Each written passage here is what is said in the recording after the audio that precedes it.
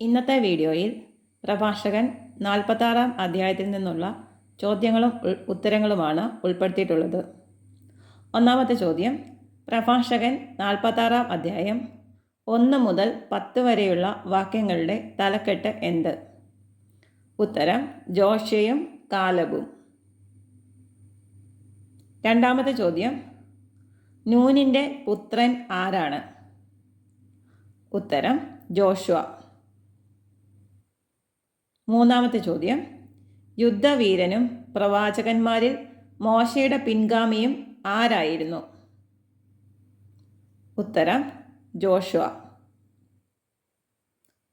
നാലാമത്തെ ചോദ്യം, ജോഷുവ ആർക്കാണ് ഉത്തമനായ രക്ഷകനായി തീർന്നത്?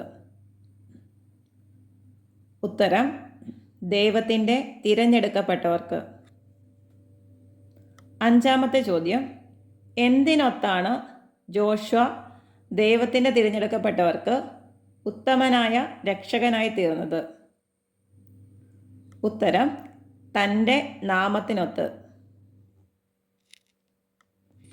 ആറാമത്തെ ചോദ്യം, അവൻ തൻ്റെ നാമത്തിനൊത്ത് ദൈവത്തിൻ്റെ തിരഞ്ഞെടുക്കപ്പെട്ടവർക്ക് ഉത്തമനായ രക്ഷകനുമായിരുന്നു. അവൻ ആര്? ഉത്തരം ജോഷുവ. ഏഴാമത്തെ ചോദ്യം, ഇസ്രായേലിനെ ആക്രമിച്ച ശത്രുക്കളോട് പ്രതികാരം ചെയ്ത് അവരുടെ അവകാശം നേടിക്കൊടുത്തതാര്?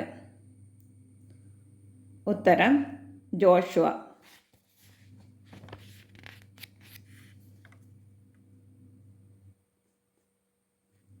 എട്ടാമത്തെ ചോദ്യം, ആരെ ആക്രമിച്ച ശത്രുക്കളോട് പ്രതികാരം ചെയ്യാനാണ് ജോഷുവ അവരുടെ അവകാശം നേടിക്കൊടുത്തത്?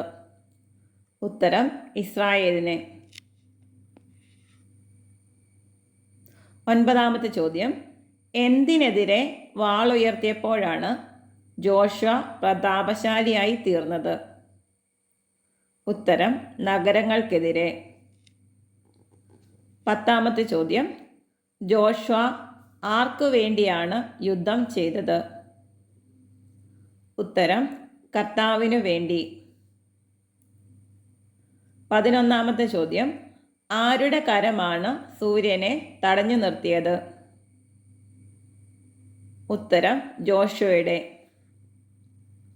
12ാമത്തെ ചോദ്യം, ജോഷുവയുടെ കരം സൂര്യനെ തടഞ്ഞു നിർത്തിയപ്പോൾ എന്തു സംഭവിച്ചു? ഉത്തരം ഒരു ദിവസത്തിന് 2 ദിവസത്തെ ദൈർഘ്യമുണ്ടായി.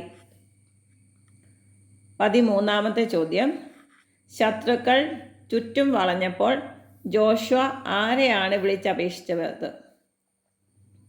ഉത്തരം ശക്തനായവനെ, അത്യുന്നതനെ. 14ാമത്തെ ചോദ്യം, ഉന്നതനായ കർത്താവ് ജോഷയ്ക്ക് ഉത്തരമരുളിയത് എങ്ങനെ? ഉത്തരം ശക്തമായ കന്മഴ പെയ്യിച്ച്.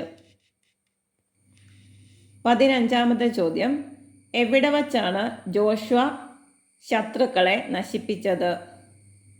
ഉത്തരം ബെത്ത്ഹറോൻ ഇറക്കത്തിൽ വച്ച്. 16ാമത്തെ ചോദ്യം, പൂരിപ്പിക്കുക.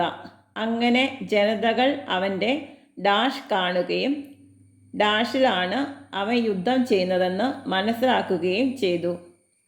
ഉത്തരം അങ്ങനെ ജനതകൾ അവൻ്റെ സേനാബലം കാണുകയും ദൈവസന്നിധിയിലാണ് അവൻ യുദ്ധം ചെയ്യുന്നതെന്ന് മനസ്സിലാക്കുകയും ചെയ്തു.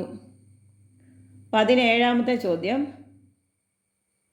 ദൈവസന്നിധിയിലാണ് ജോഷുവ യുദ്ധം ചെയ്യുന്നതെന്ന് മനസ്സിലാക്കിയത് ആര്? ഉത്തരം ജനതകൾ. 18ാമത്തെ ചോദ്യം, ശക്തനായവനെ പൂർണ്ണമായി പിൻചെന്നതാര്? ഉത്തരം ജോഷുവ.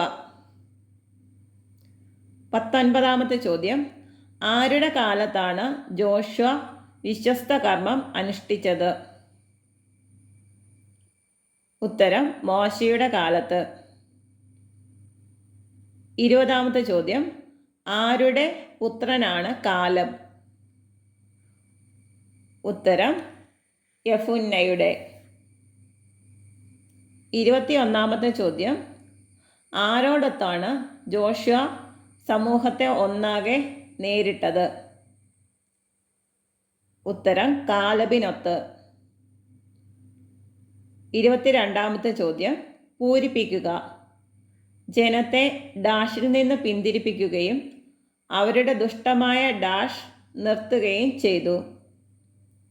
ഉത്തരം ജനത്തെ പാപത്തിൽ നിന്ന് പിന്തിരിപ്പിക്കുകയും അവരുടെ ദുഷ്ടമായ പിറുപിറുപ്പ് നിർത്തുകയും ചെയ്തു.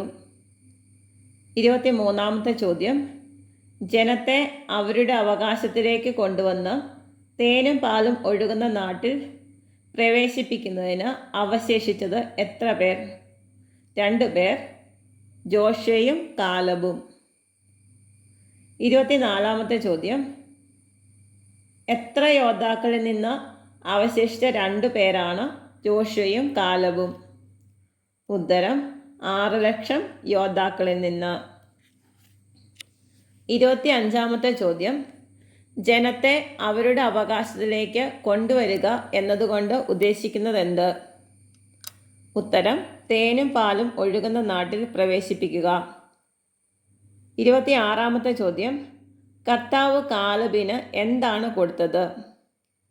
ഉത്തരം ശക്തി.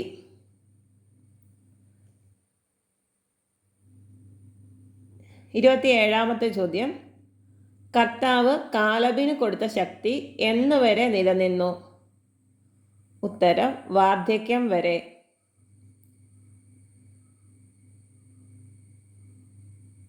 28ാമത്തെ ചോദ്യം മലമ്പ്രദേശം കീഴടക്കി മക്കൾക്ക് അവകാശമായി നൽകിയത് ആര്? ഉത്തരം കാലബ്. 29ാമത്തെ ചോദ്യം കാലബ് മക്കൾക്ക് അവകാശമായി നൽകിയതെന്ത്? ഉത്തരം മലമ്പ്രദേശം. 30ാമത്തെ ചോദ്യം കർത്താവിനെ അനുഗമിക്കുന്നത് നല്ലതാണെന്ന് ആരാണ് മനസ്സിലാക്കിയത്? ഉത്തരം ഇസ്രായേൽക്കാർ. 31ാമത്തെ ചോദ്യം പ്രഭാഷകൻ 46-ാം അധ്യായം 11 മുതൽ 20 വരെയുള്ള വാക്യങ്ങളുടെ ശീർഷകം എന്ത്? ഉത്തരം ന്യായാധിപന്മാർ സാമുവൽ. 32ാമത്തെ ചോദ്യം ന്യായാധിപന്മാർ എങ്ങനെയുള്ളവരായിരുന്നു? ഉത്തരം അവിശ്വസ്തത അറിയാത്ത, ഹൃദയത്തോടു കൂടിയ, കർത്താവിൽ നിന്ന് പിന്തിരിഞ്ഞു പോകാത്തവർ. 33ാമത്തെ ചോദ്യം ആരുടെ സ്മരണയാണ് അനുഗ്രഹീതമായിരിക്കേണ്ടത്? ഉത്തരം ന്യായാധിപന്മാരുടെ. 34ാമത്തെ ചോദ്യം പൂരിപ്പിക്കുക. ശവകുടീരങ്ങളിൽ നിന്ന് അവരുടെ അസ്ഥികൾ ഡാഷ്. ഉത്തരം ശവകുടീരങ്ങളിൽ നിന്ന് അവരുടെ അസ്ഥികൾ നവജീവൻ പ്രാപിക്കട്ടെ. 35ാമത്തെ ചോദ്യം ന്യായാധിപന്മാരുടെ അസ്ഥികൾ എവിടെ നിന്ന് നവജീവൻ പ്രാപിക്കട്ടെ എന്നാണ് പറയുന്നത്? ഉത്തരം ശവകുടീരങ്ങളിൽ നിന്ന്.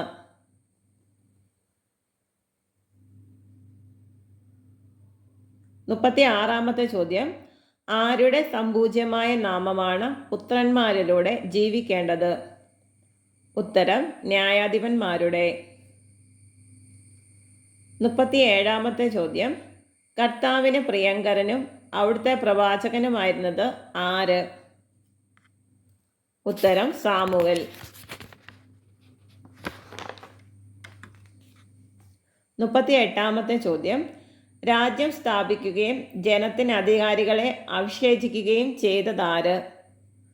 ഉത്തരം സാമുവൽ.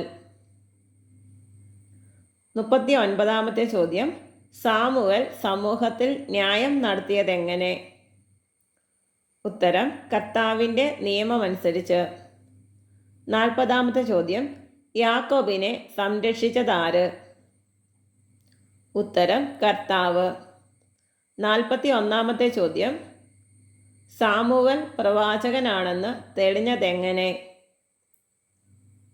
ഉത്തരം വിശ്വസ്തത നിമിത്തം. 42ാമത്തെ ചോദ്യം എങ്ങനെയാണ് സാമുവൽ വിശ്വാസ്യനായ ദീർഘദർശിയായി അറിയപ്പെട്ടത്? ഉത്തരം വാക്കുകളിലൂടെ. 43ാമത്തെ ചോദ്യം ശത്രുക്കൾ എല്ലാ വശത്തു നിന്നും ഞെരുക്കിയപ്പോൾ സാമുവൽ എന്തു ചെയ്തു? കർത്താവിനെ വിളിച്ചപേക്ഷിക്കുകയും മുല കുടിക്കുന്ന ആട്ടിൻകുട്ടിയെ ബലിയർപ്പിക്കുകയും ചെയ്തു. 44-ാമത്തെ ചോദ്യം, എങ്ങനെയുള്ള ആട്ടിൻകുട്ടിയെയാണ് സാമുവൽ ബലിയർപ്പിച്ചത്? ഉത്തരം, മുല കുടിക്കുന്ന ആട്ടിൻകുട്ടിയെ. 45-ാമത്തെ ചോദ്യം, എപ്പോഴാണ് സാമുവൽ കർത്താവിനെ വിളിച്ചപേക്ഷിക്കുകയും മുല കുടിക്കുന്ന ആട്ടിൻകുട്ടിയെ ബലിയർപ്പിക്കുകയും ചെയ്തത്? ഉത്തരം, ശത്രുക്കൾ എല്ലാ വശത്തു നിന്നും ഞെരുക്കിയപ്പോൾ. 46-ാമത്തെ ചോദ്യം, സാമുവൽ കർത്താവിനെ വിളിച്ചപേക്ഷിക്കുകയും മുല കുടിക്കുന്ന ആട്ടിൻകുട്ടിയെ ബലിയർപ്പിക്കുകയും ചെയ്തപ്പോൾ എന്ത് സംഭവിച്ചു?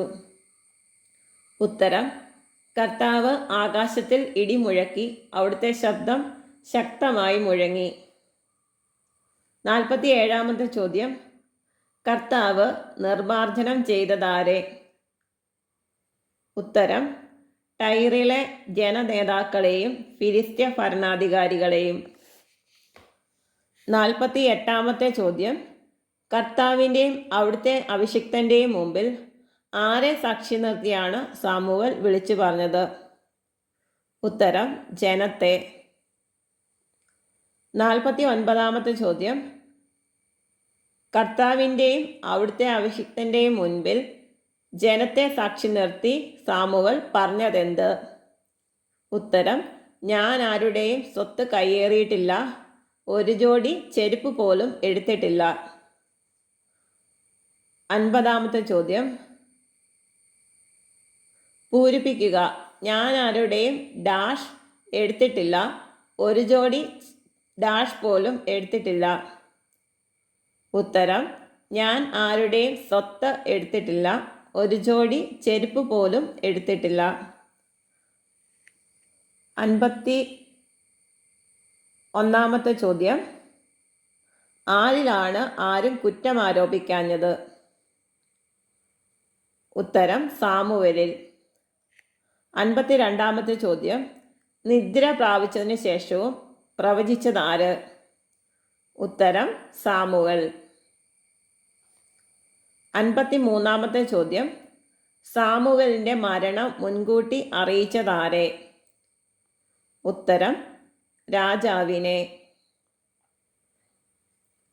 54-ാമത്തെ ചോദ്യം, എന്തിനു വേണ്ടിയാണ് സാമുവൽ മണ്ണിൽ നിന്ന് സ്വരമുയർത്തി പ്രവചിച്ചത്? ഉത്തരം, ജനത്തിൻ്റെ ദുഷ്ടത മായ്ച്ചു കളയാൻ. 55-ാമത്തെ ചോദ്യം, ജനത്തിൻ്റെ ദുഷ്ടത മായ്ച്ചു കളയാൻ മണ്ണിൽ നിന്ന് സ്വരമുയർത്തി പ്രവചിച്ചതാര്? ഉത്തരം, സാമുവൽ.